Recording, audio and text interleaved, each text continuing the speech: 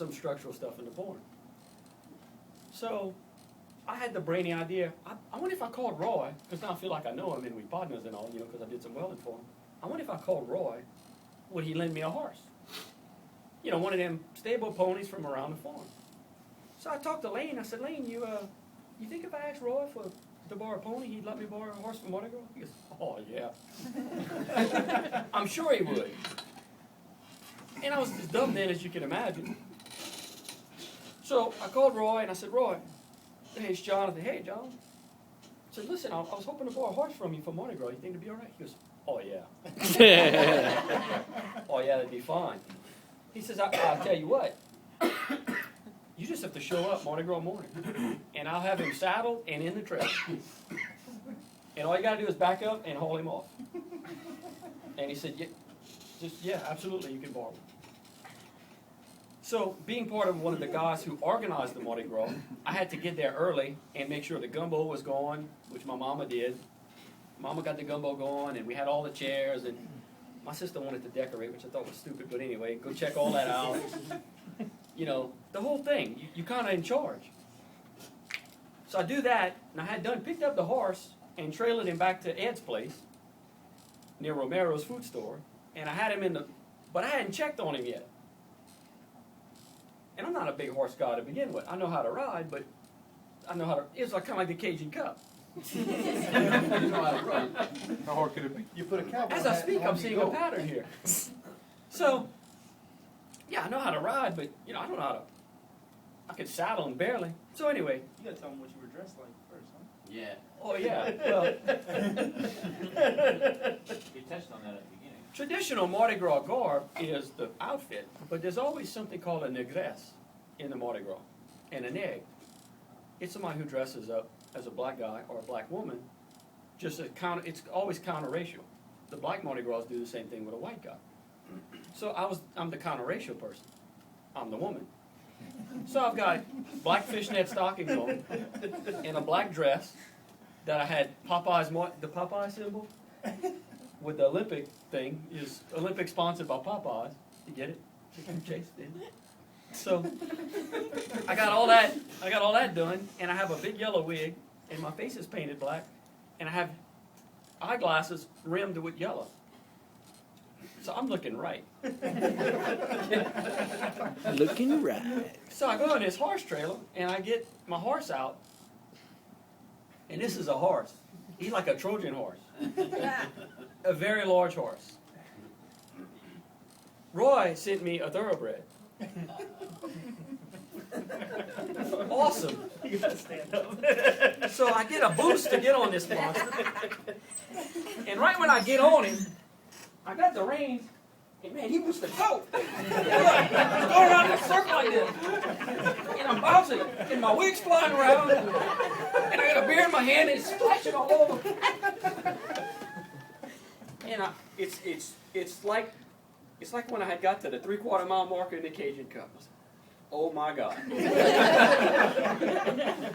So I give him the other rein. I'm like, maybe he's sensitive to that side. He's had an abscessed tooth. I don't know what. Turn him the other way. Pull it back the other way. Go around in a circle. Crap. So the band starts playing the Mardi Gras song, and I'm like, y'all just go. Go. Maybe it's the other horses. He's going to calm down. Just take off. So we pull on the Highway 93 to Mardi Gras. And they go up to Romero's, and they take a left. And they're almost out of eyesight, so I'm thinking, this monster ought to calm down. So I kind of let the reins down on him, and man, my eyeballs are flopping around. He's doing that whole number. So let me try a new tactic.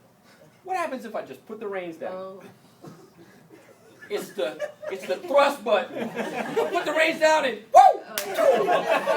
So look. I'm going down Highway 93. My wig is flowing. My dress is flowing.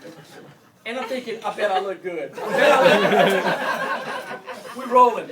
And it is so smooth on a horse, on a thoroughbred going full blast. It is so smooth. It's like a Cadillac smooth. But now I'm coming up on the trail ride. So what the hell? So I steer past it, and I just zoom by everyone. I gotta stop this big son of a gun. So I hit the reins, and look, the sparks were flying in the road. I said, oh my God, we're gonna wipe out right here. So I pull him in the ditch, I let up, I rein him in the ditch, now the mud's flying. It looks like a monster truck race. Finally he comes to a stop. I'm all full of mud and beer. And I got him reined in, and within a split second, here he goes.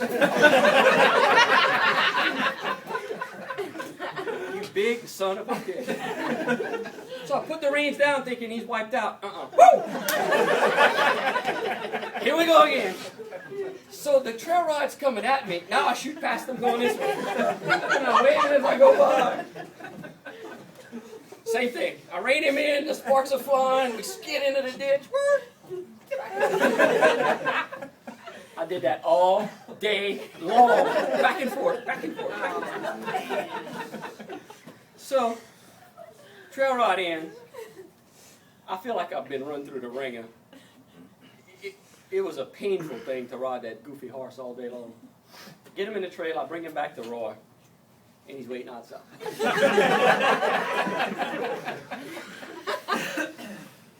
You had fun on your trail ride? I said, Roy, what's the story with that animal you gave us? His name was Skid Row, and he sold for $10,000, and this was back then, as a colt, or whatever they are when they're little bitty. He sold for $10,000, and he was going to be Louisiana's Horse of the Year, per his breeding. The problem is he wouldn't run second place to another horse. I mean, he wouldn't run first. He'd always... Some horses are like that. They have to keep the other one in sight. They won't beat the next horse. They run next to the next horse. And that's why he wanted to go back and forth to the trail ride. He didn't want to be without other horses. I said, it was awesome, dude. As evidenced by my fractured skull. So what's the moral of that story? Don't ride a thoroughbred. Yeah, don't ride a thoroughbred. And don't ask for a sight unseen horse or a Mardi Gras trail ride. Dressed like a girl. Yeah. Anybody got pictures? There were